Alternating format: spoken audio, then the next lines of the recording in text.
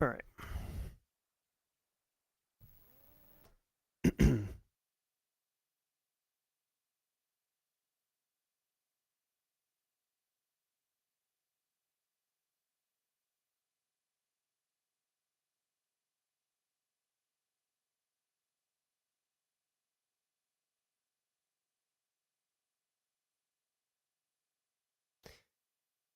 All right.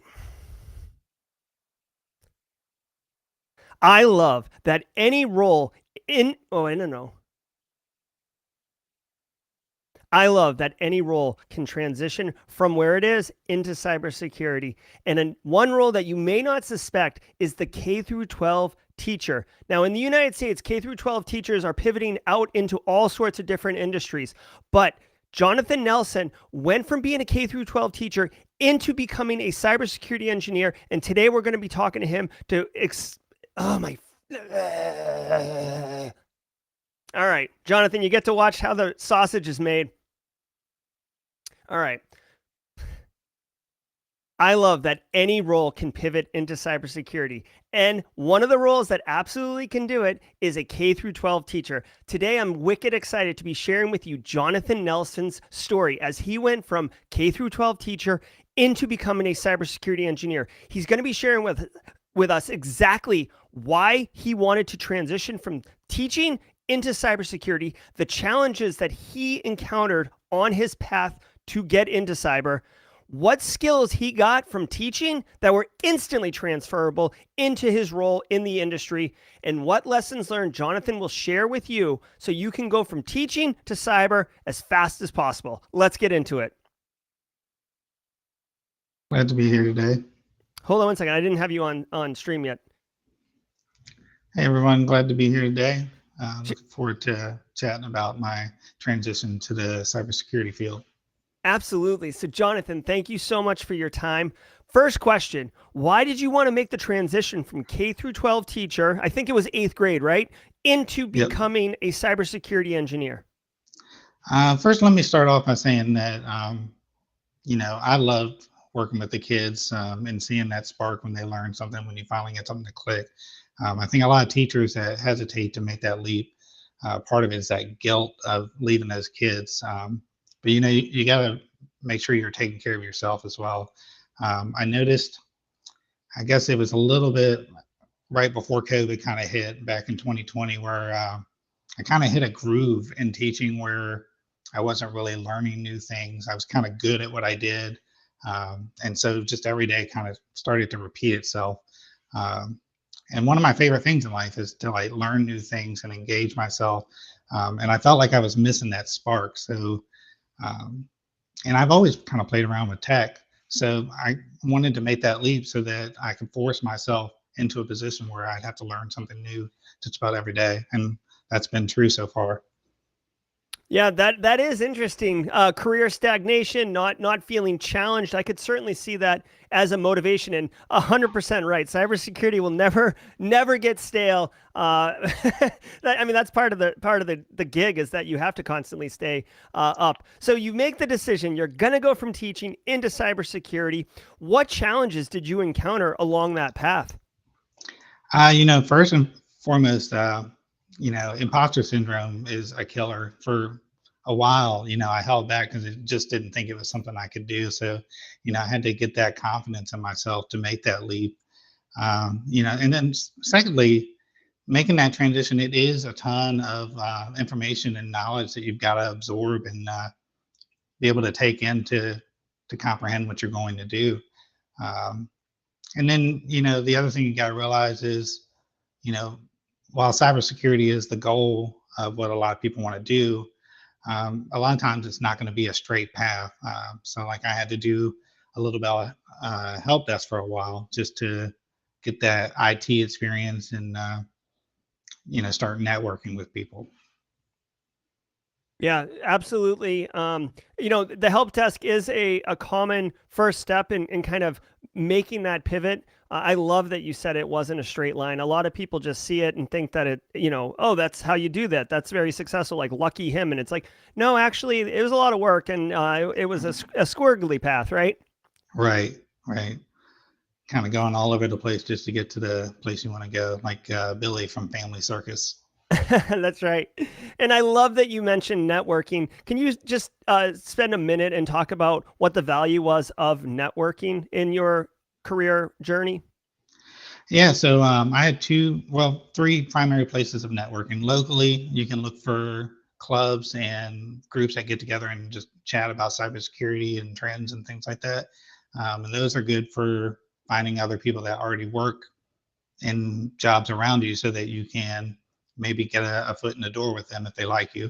Mhm. Um, Second place I did a lot of networking was building a LinkedIn profile, doing a lot of positive posts, talking about my journey, those kind of things, so that as my network grew and people liked what they were seeing on my journey and my desire to learn and kind of my positive qualities that I brought to the table.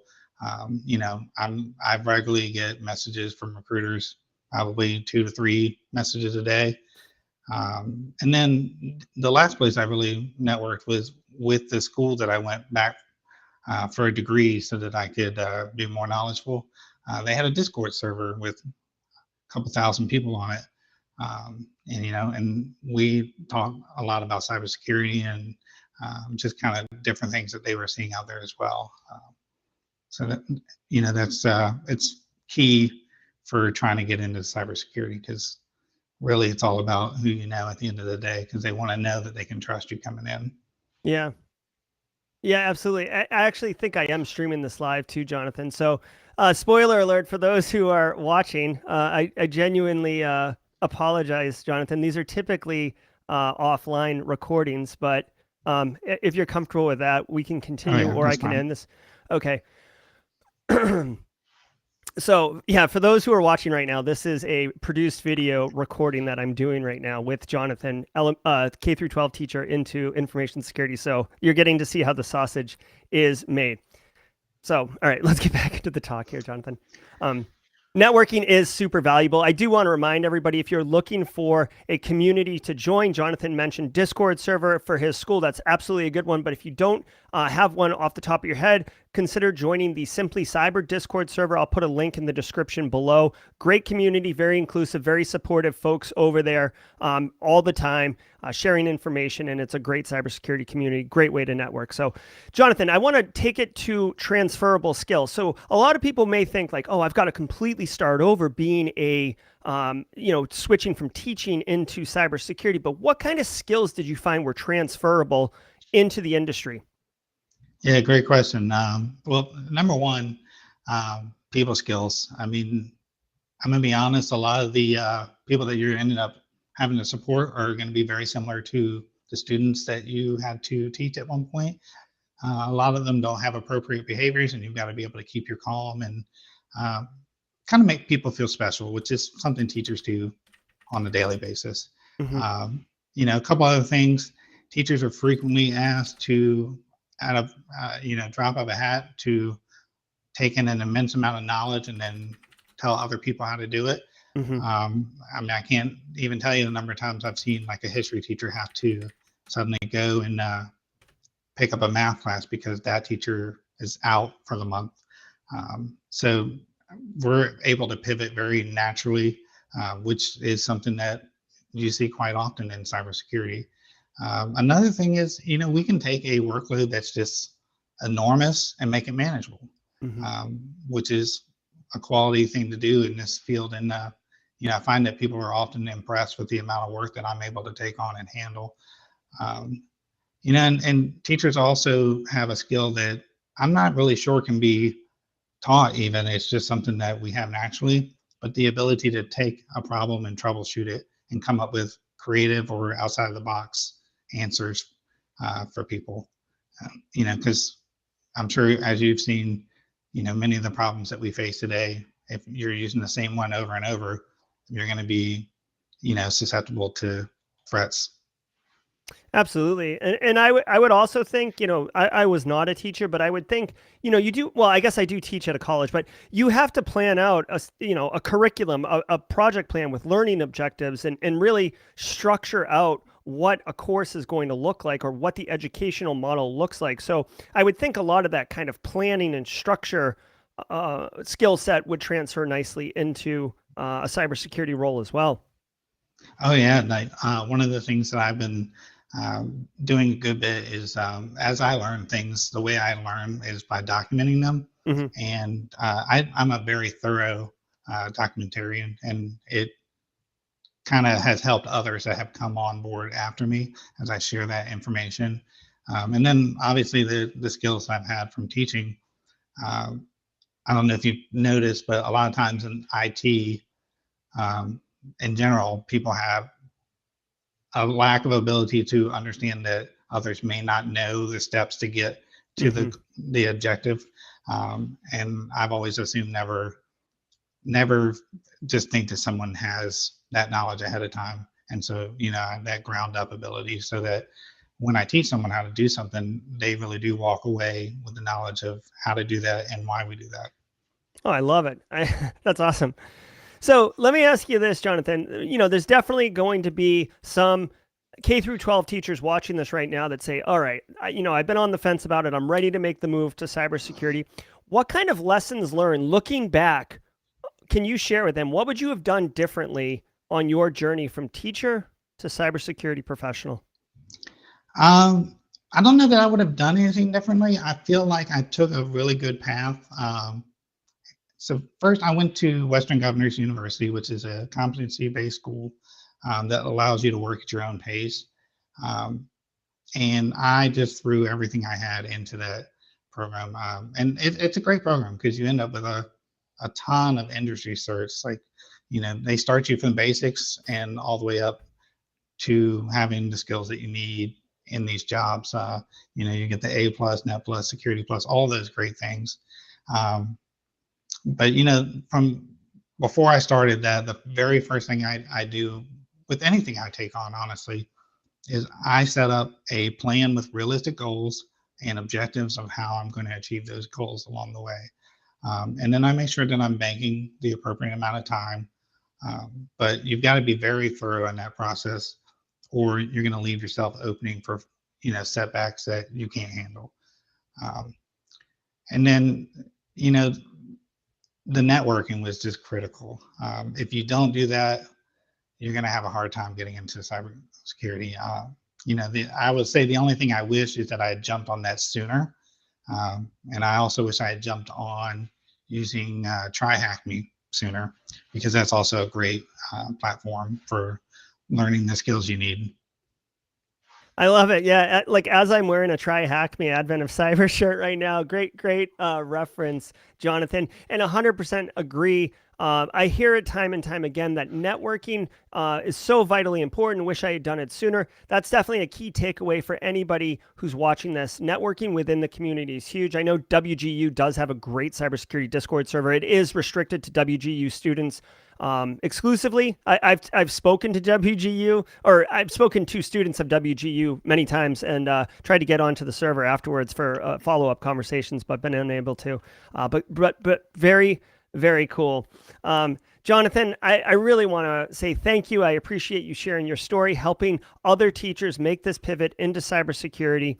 If you're interested in connecting with Jonathan, he is on LinkedIn. I don't know if your LinkedIns are open, Jonathan, or not, but it sounds like Yeah. you're into networking. Yep, they're open, and I'll say I know some people have told me that sometimes it feels fake when you're being positive and putting all that stuff out there. And you know what? Just do it, and after a little while, you'll actually start to feel that energy, and it kind of feeds itself and helps push you. So make sure you're getting out there. Absolutely. Words of wisdom from Jonathan. Thank you so much, Jonathan, for your time. And thank you all for watching. And we'll see you in the next one. Cool. All right. So we are live right now, which is, fine. So there's 24 people watching us do this. But is there anything that you wanted to go back and add? Is there anything that occurred to you? Or are you comfortable with our conversation?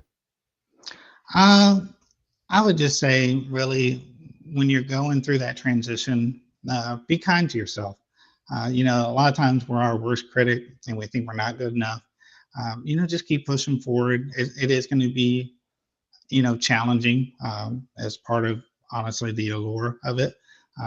Being able to conquer that thing and make that transition and be successful. Um, but the people that are truly successful at the end of the day are just the ones who don't give up. Yes, perseverance, vigilance, conviction are huge. Another thing, like alluding to what you just said, Jonathan, and you mentioned it earlier in the interview, imposter syndrome.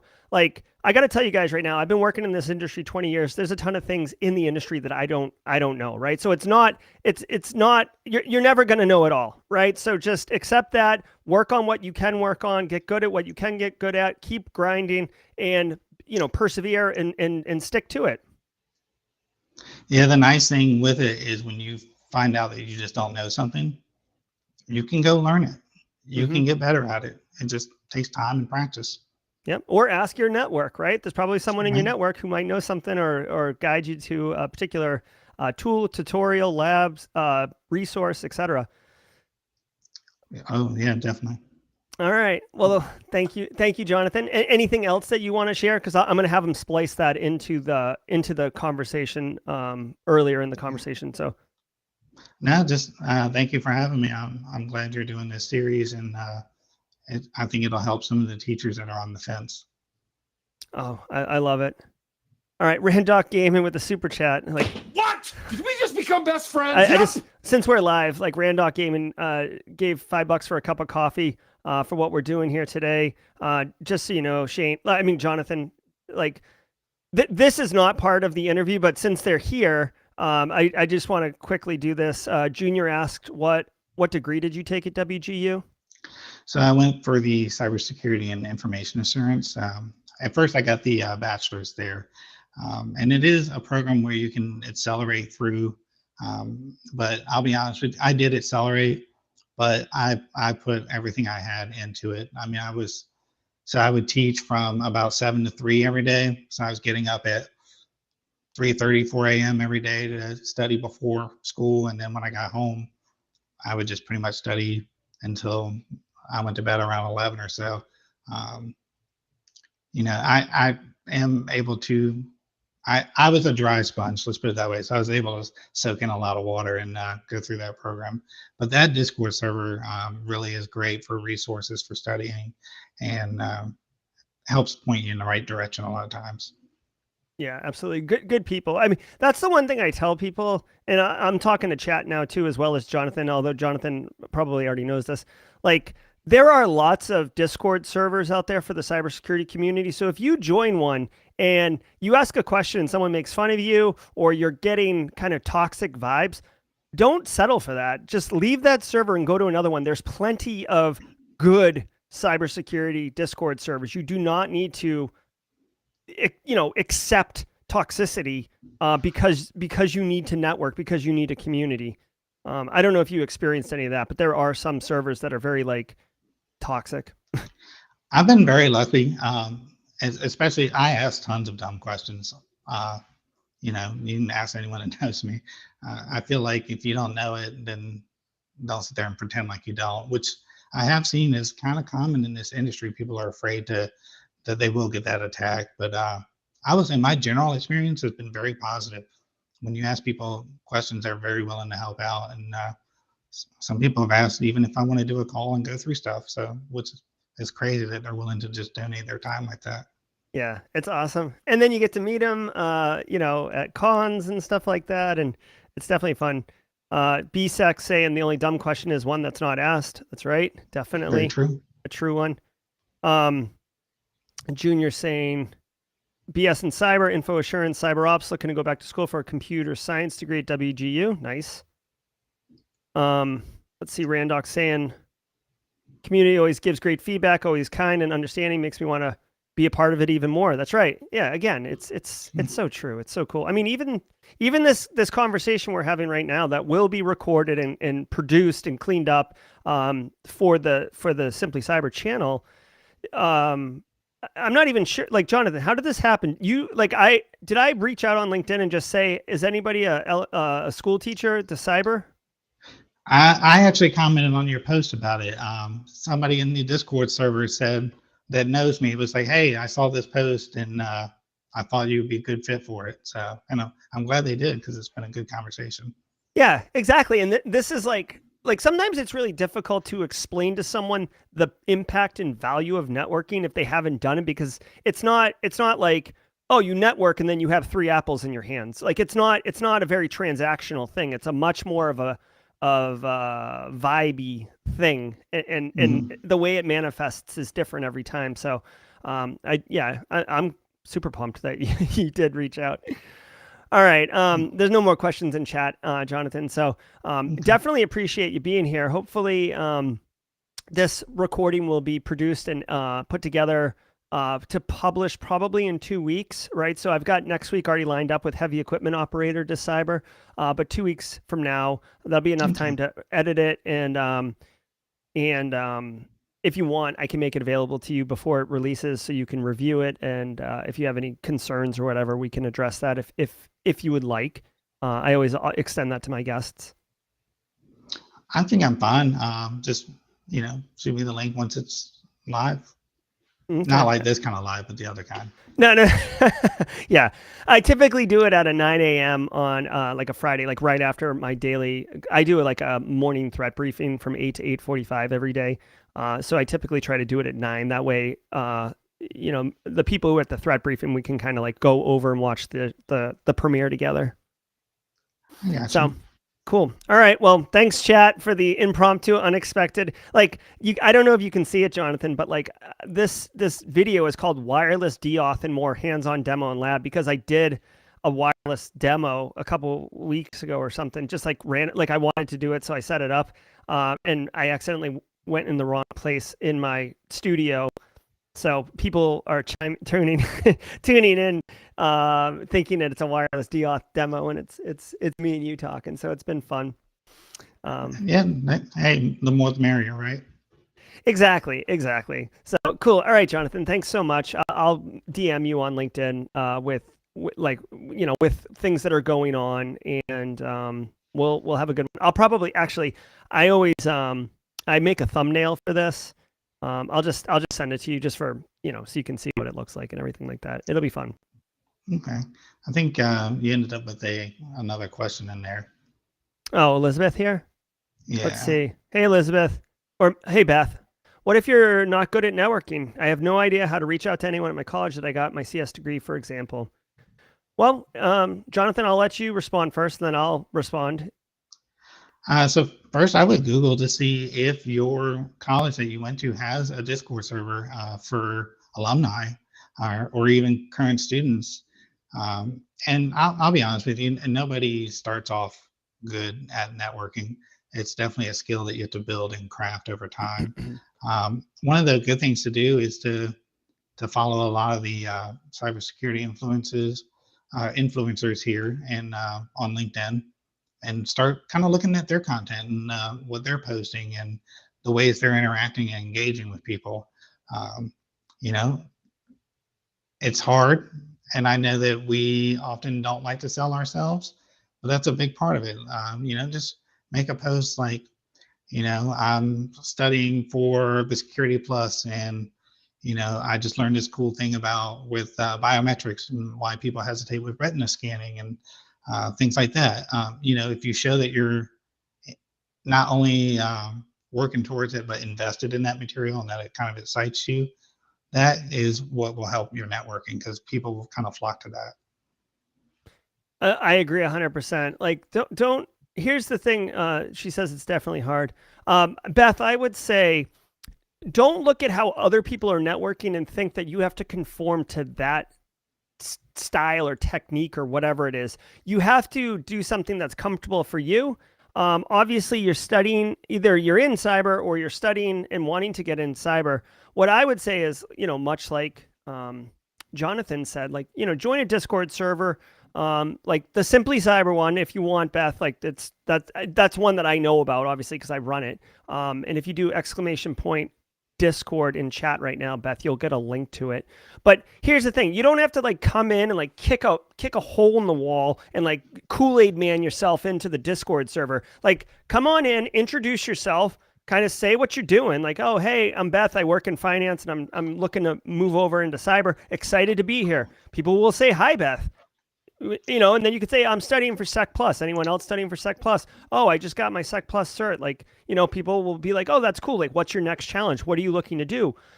You know, like you will naturally just think of it as being like at like a cookout or a cocktail party. You're just saying hi and talking. It's not like, it's not supposed to be an awkward professional meet and greet where, you know, like speed dating or something like that. It's supposed to be chill. So say what's up. I'll give you a perfect example. I love this example. Guy named Pete. Oh my God, I can't even think of Pete's name. Chad, if you can remember Pete's name, it's been so long. We had this guy. He was a brewmaster, right? Ran a brewery, and he wanted to get in cyber. So he like quit the brewery. He went all in on cyber and everything like this. He jumps on the Discord server, introduces himself. Hey, what's up, Pete?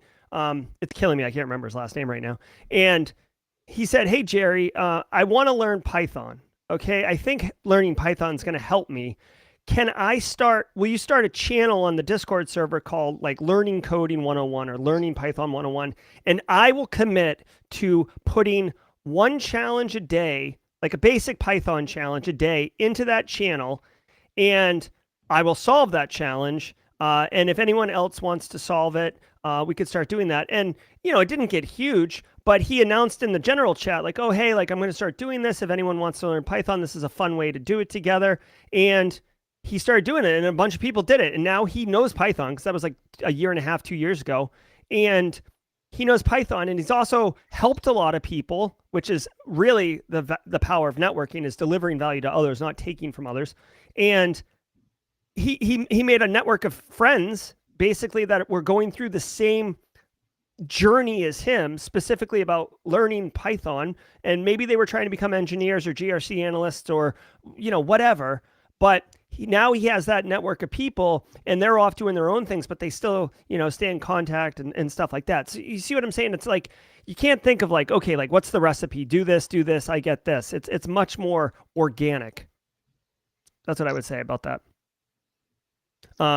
You're really just shooting for a group of adult friends, and then you kind of get that auxiliary of possibly having them help you find a job, or just knowledge. Knowledge goes a long ways. Yeah, exactly. And that's another thing that I always say is like, networking is critically important. Any video you watch on this series of like job to cyber, almost all of the people, and I don't prompt them to say this, as many of you just saw live, almost all of them have said networking was incredibly valuable and they wish they had started sooner. Like almost every single person says that. You cannot network. One of the things that people like struggle with is like, okay, I'll try networking. Like Beth, like, you know, finds it difficult. She's going to kind of try to figure it out. There's no formula. It's not like if you network today, in 2 weeks, you will be offered a job, right? There's no formula that you can quantifiably say by doing this, you will get this job. But I assure you with 100% certainty, if you do the things of networking, if you deliver value to a community and you become a participant of that community, the opportunities will begin to present themselves. It's just a fact. I can't explain it. It's very organic, but people, you're establishing trust, you're establishing identity, right? And people, it's a social network. People are humans, right? They're more likely to talk about a job that's not published yet, that like I do it all the time, right? Like Jonathan, I don't even know how you got your job. Like, was it through network and finding out about it? Or did you, yeah, like exactly. I bet it was. Can you just share what your story was? So actually it was from that Discord server. You know, I spent a lot of time in there asking questions and then also helping out. And somebody, you know, kind of reached out to me and was like, I think you should come apply to be on the team that I'm on. So, you know, those positive interactions and, you know, kind of showing my excitement for what I'm learning and that kind of stuff, you know, it really pays off. You know, I honestly never expected it from that Discord server. I kind of thought it would come from LinkedIn, but, you know, it's just like you described with Pete. You know, I built this group of people that were going through the same things that I was going through. You know, I helped them out, they helped me out, and then we now have this relationship of, where we check on each other and things like that. And Mm-hmm. so, when you have that, they want to help you just as much as you want to help them. So when they have those opportunities that come up, they're like, oh, hey, I love where I work. You should come work here too. Yeah, exactly. I love that story. Beth says that she has trouble socializing. Her internship's ending soon. Beth, this is the link to the Discord server on Simply Cyber. Come over to the Simply Cyber server and introduce yourself. We'll get the wheels turning. Like once you have momentum, it'll start moving forward progress. Come on over and say hi. All right, Jonathan, thanks so much. This was very unexpected. I apologize for going live, but I'm glad it worked out the way it did. All right, guys. Well, I guess I'll treat it like a live stream. This has been an interview with Jonathan Nelson about going from teaching to cybersecurity. This will be a produced video. I'll be pulling these live streams down right after this. But Jonathan, thanks for your time today. It's been really fun meeting you. Yeah, same. Love the conversation. Cool. All right, we'll talk later.